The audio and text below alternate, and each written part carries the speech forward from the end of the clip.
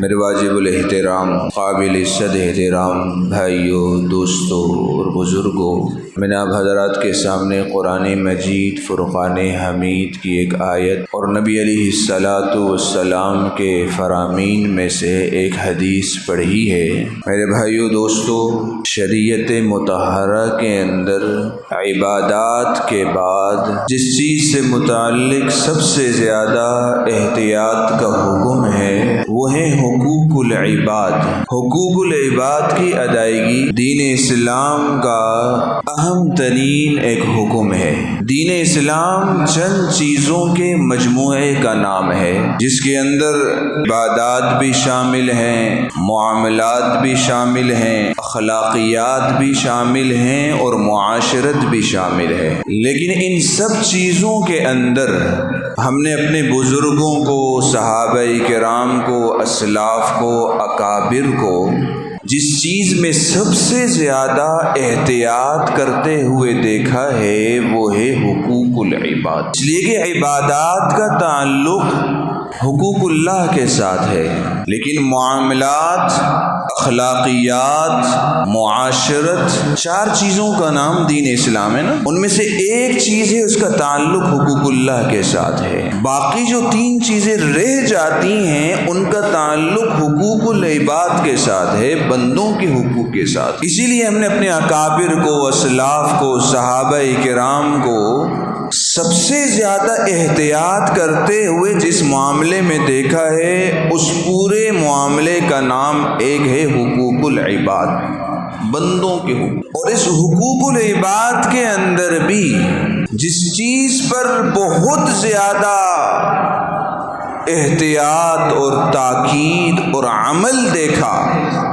وہ تھا رزق حلال کا اہتمام کرنا اور حرام سے اپنے آپ کو بچانا، اس لیے کہ جس شخص کے جسم کا حصہ حلال کا لقمہ بنتا ہے اس کی عبادات کے اندر، معاملات کے اندر، اخلاقیات کے اندر، معاشرت کے اندر اللہ رب العزت نورانیت پیدا کرتے ہیں۔ آپ دیکھیں گے، تجربہ ہوگا آپ کا کہ جس شخص نے ساری زندگی حلال کھانے کا اہتمام کیا ہے نا، اس سے بات چیت کرتے ہوئے بھی لطف آتا ہے، اور جس نے زندگی کا اوڑھنا بچھونا حرامی پن بنایا ہوا ہو نا، اس کے ساتھ منہ لگانے کو بھی دل نہیں کرتا۔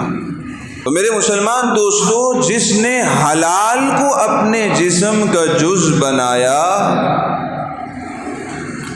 اللہ رب العزت اسے اپنے عبادت کی بھی توفیق دیتے ہیں، اپنے سامنے سر بسجود ہونے کی بھی توفیق دیتے ہیں،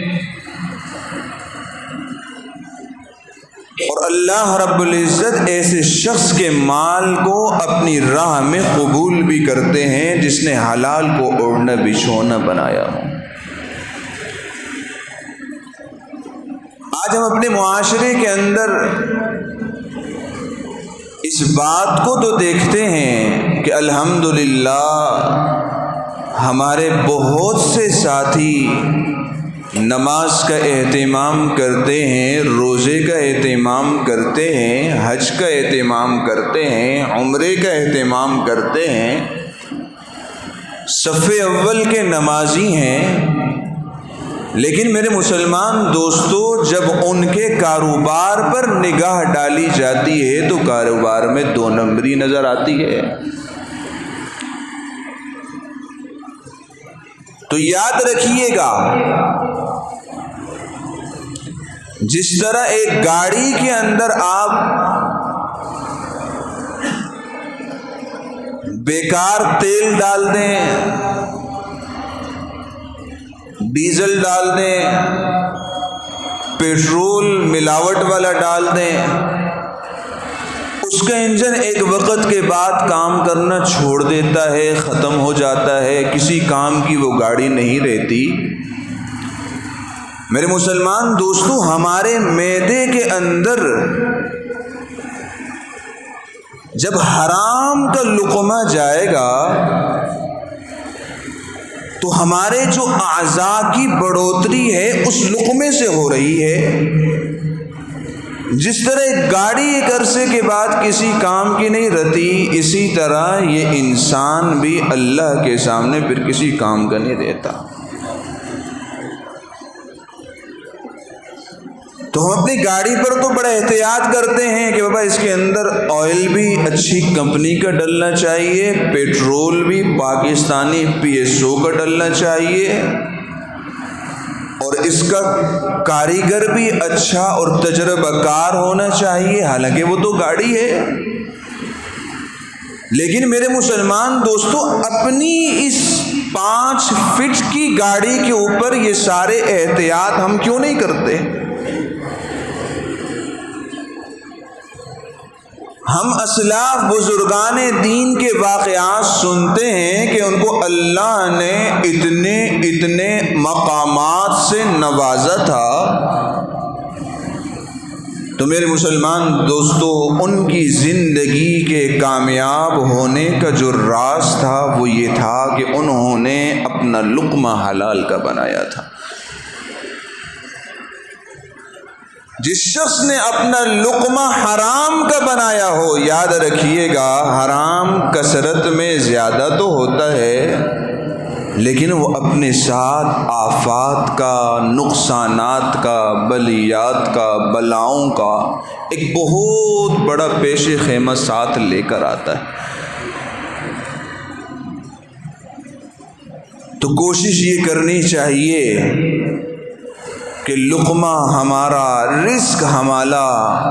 حلال کا ہو، اگرچہ تھوڑا ہو، اس حرام سے بہتر ہے جو زیادہ ہو لیکن ہلاک کرنے والا ہو۔ تو میں حضرات سلف اکابر کے چند ایسے واقعات آپ حضرات کے سامنے ذکر کروں گا جس سے ہمیں یہ پتہ چلے گا کہ ہمارے اکابر حرام تو بہت دور کی بات ہے، مشتبہ مال کے بھی قریب نہیں جاتے تھے جس میں شبہ ہوتا تھا۔ نواسے رسول، جگر گوشہ بطول،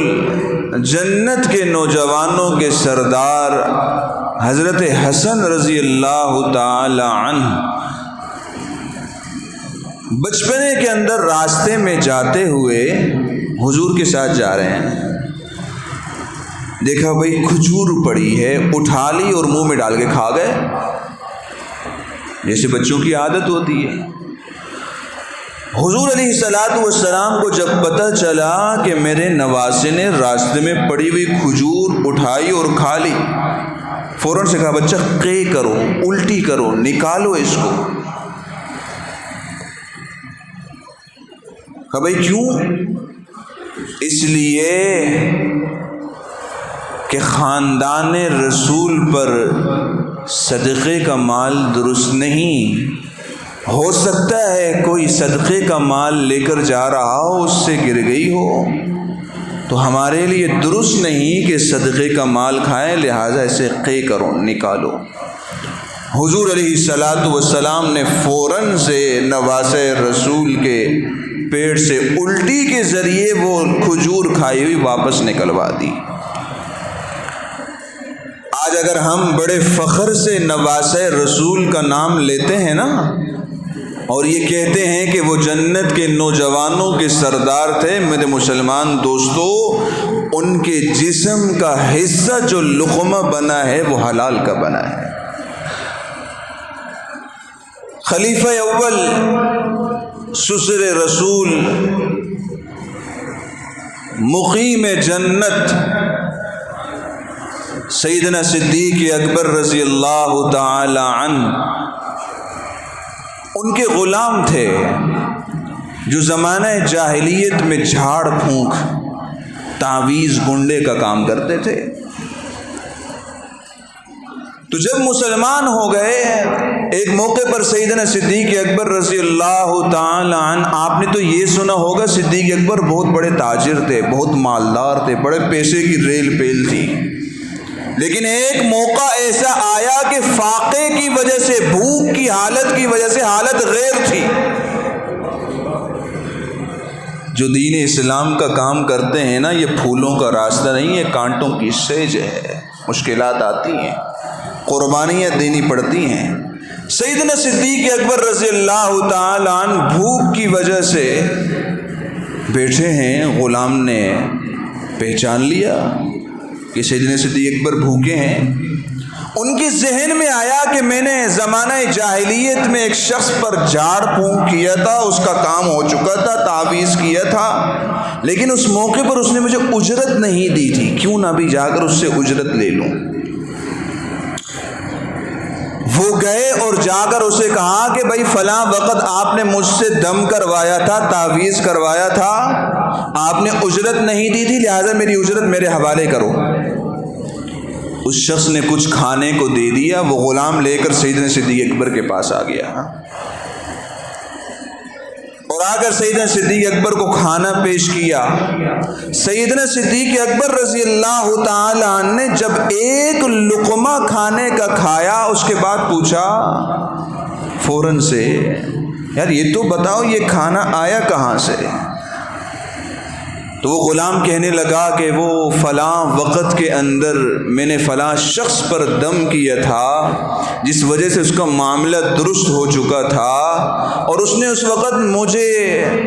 میری جو ہے نا مزدوری کوئی نہیں دی تھی، تو ابھی جا کر اس سے میں نے لی۔ سیدنا صدیق اکبر رضی اللہ تعالی عنہ نے فوراً سے اپنے حلق کے اندر ہاتھ ڈالا، الٹی کرنے کی کوشش کی، نہیں ہوئی، پانی منگوایا، تھوڑا تھوڑا پانی پیتے اور ساتھ میں انگلی ڈال کر جو ہے نا الٹی کرنے کی کوشش کرتے۔ سامنے بیٹھے ہوئے لوگوں نے کہا اے امیر المؤمنین، آپ اتنی تکلیف کیوں کر رہے ہیں؟ تو سیدنا صدیق اکبر رضی اللہ تعالیٰ عنہ نے ارشاد فرمایا، میں نے اللہ کے رسول سے یہ بات سنی ہے کہ جس کے جسم کا ایک لقمہ بھی حرام کا ہو وہ جنت میں نہیں جا سکتا۔ یہ مشتبہ مال ہے، صدیق اکبر کیسے کھا سکتا ہے اسے؟ یہ اس وجہ سے کہ زمانہ جاہلیت میں جو دم وغیرہ ڈالا جاتا تھا، تعویذ وغیرہ کیا جاتا تھا، اس کے اندر غیر اللہ سے مدد طلب کی جاتی تھی، اس وجہ سے وہ مال مشتبہ اور حرام قرار پایا۔ سیدنا صدیق اکبر نے الٹی کر کے اسے نکال دی۔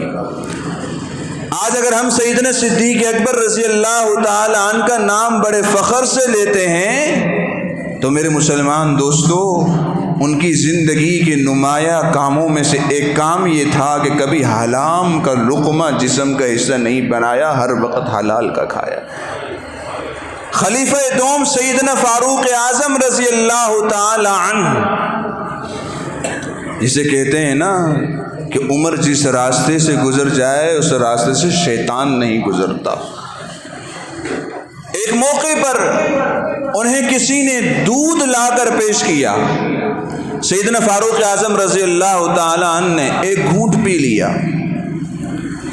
اور ایک گھونٹ کے پیتے ہی فوراً سے اپنے آپ کو روکا اور لانے والے سے پوچھا بھائی آپ نے یہ دودھ کہاں سے لایا؟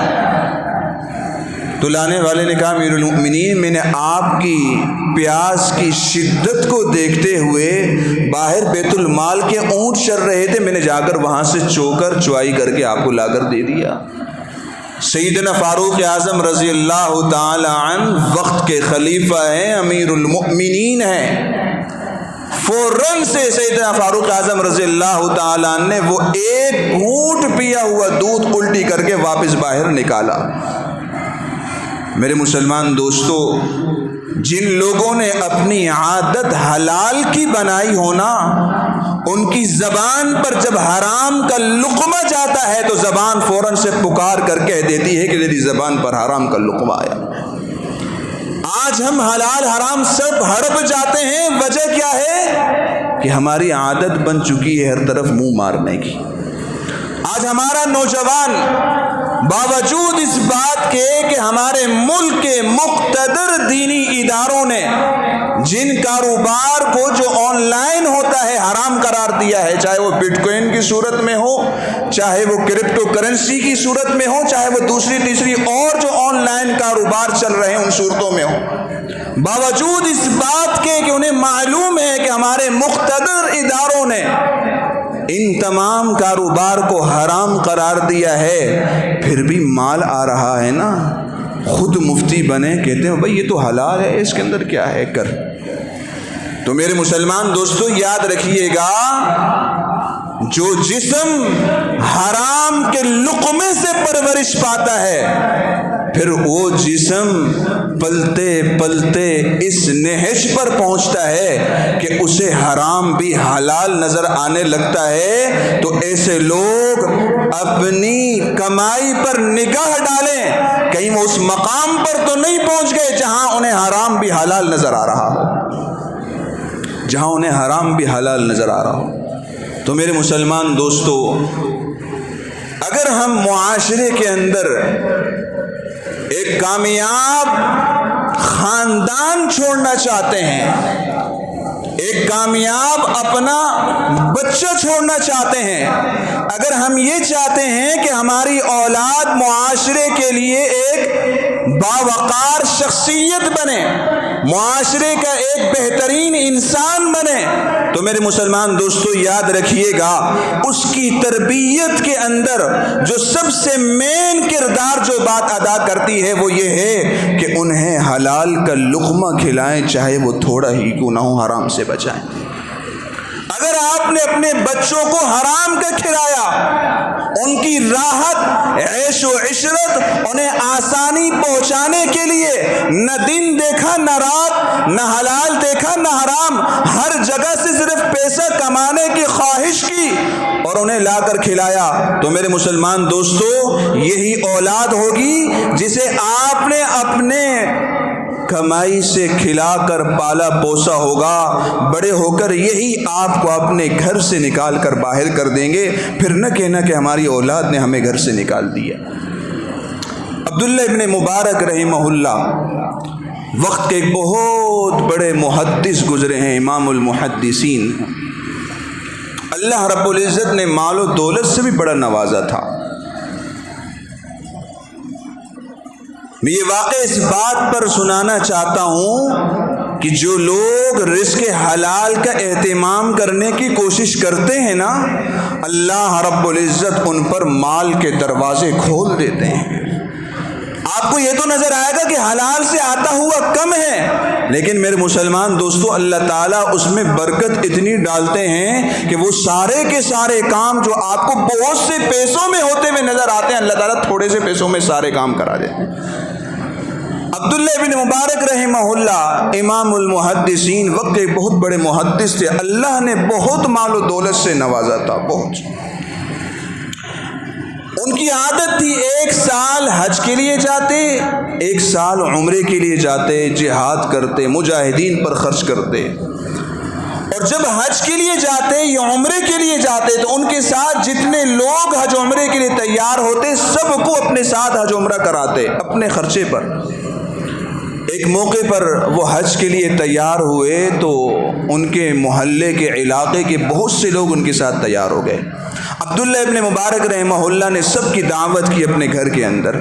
سب کو بلایا، دعوت کے بعد اعلان کیا کہ بھائی جس کے پاس جتنے اخراجات ہیں نا